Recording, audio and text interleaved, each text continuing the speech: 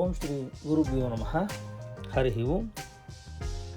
ವೈಖಾಸನ ಆಗಮದಲ್ಲಿ ಆದಿಮೂರ್ತಿಯ ವಿವರಣೆ ಹೇಗಿರುತ್ತದೆ?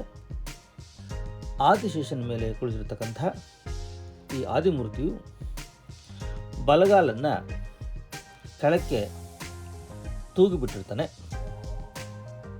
ಎಡಗಾಲನ್ನು ಮಡಚಿಕೊಂಡು ಪೀಠದ ಮೇಲೆ ಪಾದವನ್ನು ಇರಿಸಿ ತಾನು ಕುಳಿತುಕೊಂಡಿದ್ದು,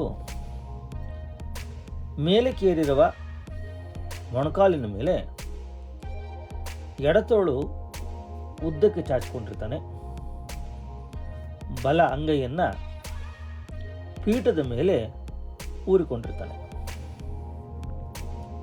ಈ ಚಿತ್ರದಲ್ಲಿ ಬಲ ಹಸ್ತದಲ್ಲಿ ಚಕ್ರವನ್ನು, ಎಡ ಹಸ್ತದಲ್ಲಿ ಶಂಖವನ್ನು ಹಿಡಿದಿರ್ತಾನೆ. ಸ್ವಾಮಿಯ 4 ಹಸ್ತಗಳನ್ನು ಹೊಂದಿರುವಂತೆ ಕಾಣುತ್ತದೆ. ಹವಳದಂತಹ ಕೆಂಪು ಮೈ ಬಣ್ಣ ಹೊಂದಿರ್ತಾನೆ. ಸ್ವಾಮಿಯು ಸಕಲ ಆಭರಣಗಳಿಂದಲೂ ಭೂಷಿತನಾಗಿರ್ತಾನೆ.